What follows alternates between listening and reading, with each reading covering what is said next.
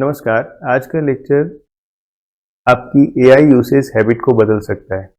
Generally जब आपको AI का यूज करना होता है तो आप क्या करते हैं? बस सीधा टाइप करते हैं, कुछ अच्छा लिख दो इस बारे में, एक्सप्लेन दिस, एक बिजनेस प्लान बना के दे दो। ये प्रॉम्प्ट देखने में बहुत सिंपल लगता है, लेकिन ये एआई को कंफ्यूज कर देता है, क्योंकि एआई के लिए इस तरह का प्रॉम्प्ट काफ़ी एम्बिगुअस होता है। तो जनरली हम ऐसा समझ सकते हैं इसको कि इस तरह का वन लाइन प्रॉम्प्ट जब हम एआई को डालते हैं तो एआई को ये गेसिंग मोड में डाल देता है। कारण क्या है कि एआई के पास पूरी दुनिया का सारा नॉलेज होता है, लेकिन जब आप प्रॉम्प्ट लिख रहे होते हैं तो आप एज ए स्टूडेंट प्रॉम्प्ट लिख रहे होते हैं, एज ए बिजनेसमैन प्रॉम्प्ट लिख रहे होते हैं, एज ए टीचर प्रॉम्प्ट लिख रहे होते हैं, तो आपका रिक्वायरमेंट, आपका ऑडियंस और आउटपुट जिसको आप यूज करना चाहते हैं वो सारे अलग अलग हो सकते हैं। तो यहाँ पर एआई इन सभी चीज़ों को आसानी से गेस नहीं कर सकता है। कुछ केसों में गेस कर सकता है, जैसे अगर आप एआई बहुत लंबे समय से यूज कर रहे हैं तो आपके चैट हिस्ट्री से वो अंदाज़ा लगा लेता है कि आप कौन हैं, आप क्या करते हैं, आपका पूरा एक एआई बेस्ड प्रोफाइल बना लेता है और उसके बेसिस पर वो आपको पर्सनलाइज्ड आंसर देता है। लेकिन अगर यहाँ पर भी आपकी क्वेरी आपको पर्सनलाइज्ड आंसर के फॉर्म में नहीं चाहिए, किसी और पर्पस में चाहिए, तो एआई यहाँ पर भी गड़बड़ करता है।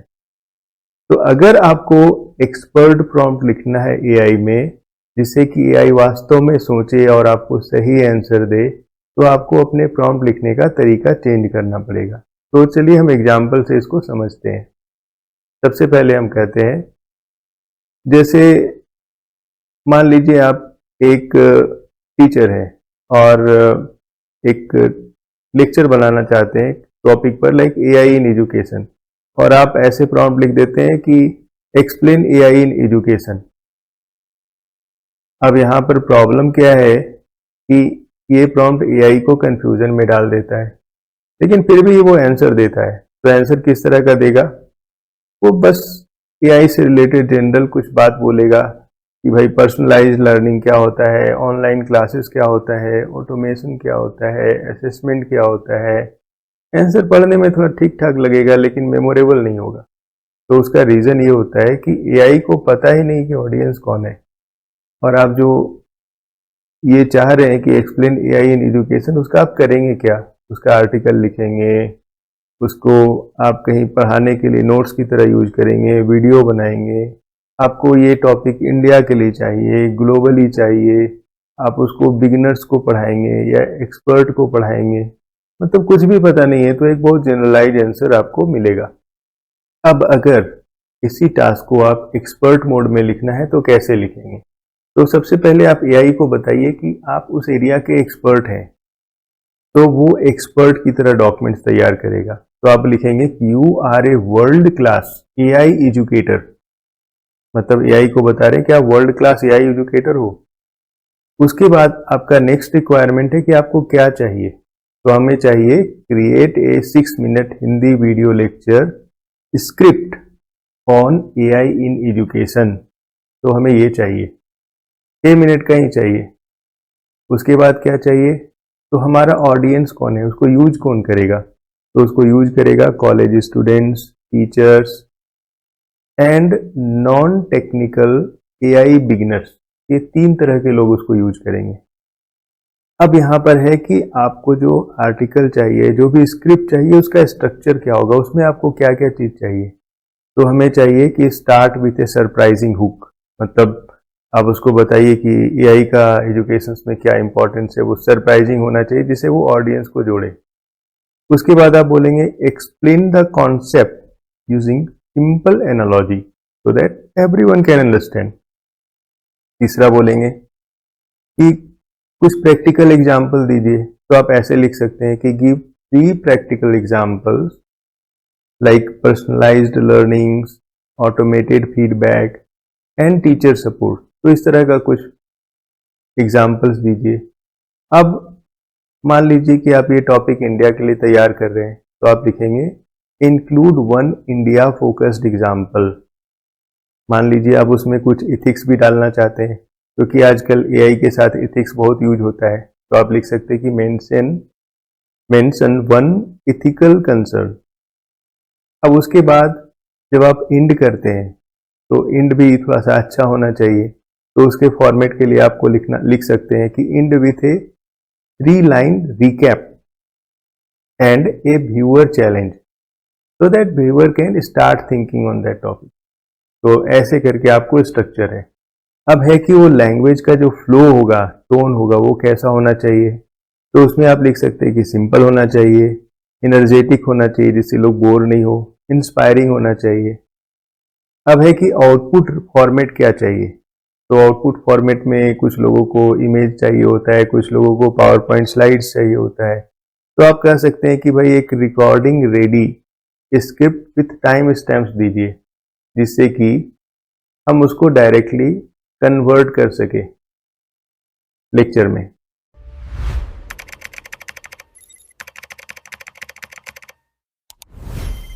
Same topic, expert design, better output.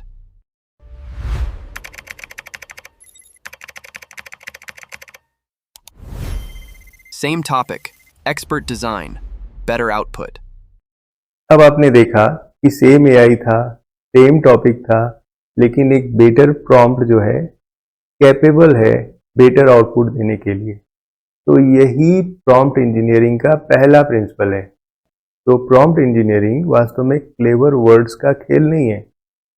यहाँ पर क्लियरिटी चाहिए, कॉन्टेक्स्ट चाहिए और सही आउटपुट डिजाइनिंग होना चाहिए। अब चलिए एक दूसरे एग्जाम्पल से समझने का प्रयास करते हैं। जैसे मान लीजिए आप एक बिजनेसमैन है या फिर आप बिजनेस माइंडेड पर्सन है। आप ऐसे प्रॉम्प्ट लिखते हैं, give me a startup idea. अगर आप इस तरह का प्रॉम्प्ट लिखेंगे तो आपके चैट हिस्ट्री को देख के उससे मिलता जुलता बहुत सारा स्टार्टअप आइडियाज आपको दे देगा। हो सकता है कि वो आपको पसंद आए और हो सकता है कि एग्जैक्टली आप वो नहीं चाह रहे होंगे जो आइडिया एआई आपको दे रहा है।